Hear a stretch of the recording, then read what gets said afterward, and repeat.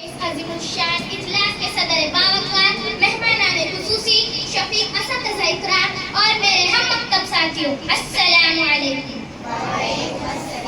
نحمده ونصلي على رسوله الكريم اما بعد فاعوذ بالله من الشيطان الرجيم بسم الله الرحمن الرحيم بلغ العلا بكماله كشف الدجى بجماله بلغ العلا بكماله كشف الدجى بجماله حسنت جميع خصاله صلوا عليه وآله۔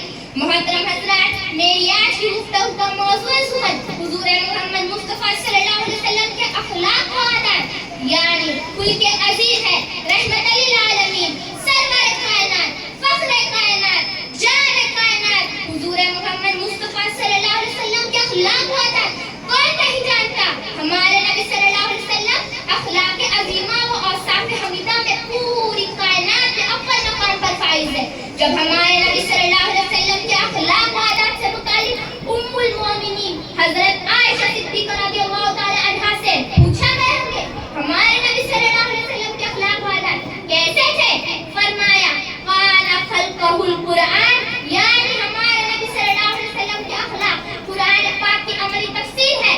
مطلب یہ کہ اللہ عز و جل نے اپنے کلام میں جس طرح کے اخلاق کی ہدایت فرمائی، ہمارے نبی صلی اللہ علیہ وسلم نے اسی اخلاق کا نمونہ ہمارے سامنے پیش کیا ہے۔ سامعین حضرات، اسلام ایک جامع مذہب ہے اور حضور اکرم صلی اللہ علیہ وسلم کی شخصیت معیار حق ہے۔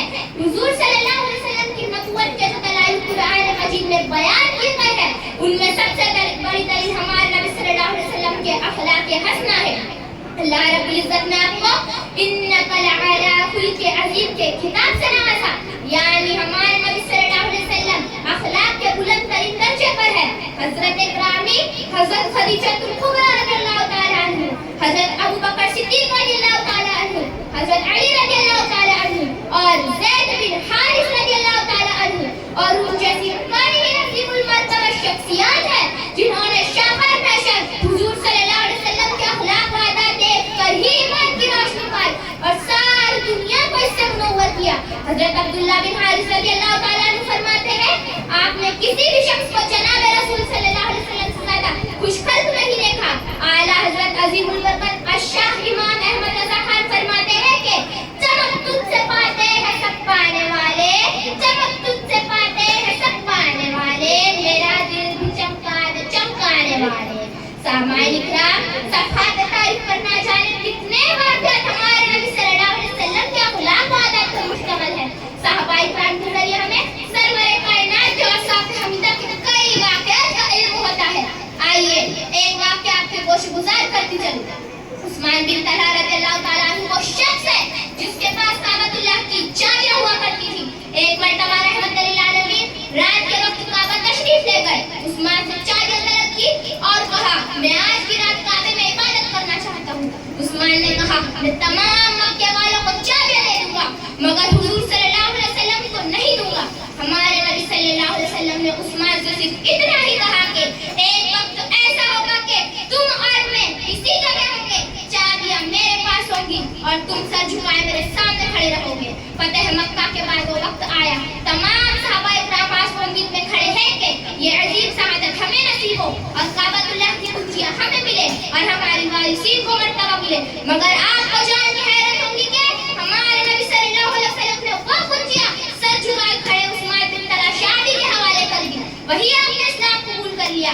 سامعین اکرام، دنیا کی تاریخ میں آپ ایک مثال ایسی تلاش کیجئے اور پھر ہم اپنا محاسبہ کریں گے کہ ہم عشق رسول صلی اللہ علیہ وسلم کے زبانی گفتار میں کتنے مضبوط ہو جاتے ہیں۔ آخر میں صرف اتنا ہی کہوں گی کہ یہ زبان روح کائنات، فخر کائنات، جان کائنات حضور محمد مصطفیٰ صلی اللہ علیہ وسلم کے اخلاق کو لفظوں میں بیان کرنے سے قاصر ہے۔ شاعر کامل فرماتے ہیں لفظ کامل کو ملتے نہیں ہیں جتنی تعریف کی جائے کم ہے، کہ لفظ کامل کو ملتے نہیں ہیں جتنی تعریف کی جائے کم ہے، بس یہی سوچ کر رک گئی ہے چلتے چلتے قلم یا رسول اللہ صلی اللہ علیہ وسلم۔ حضرت صلی اللہ علیہ وسلم کے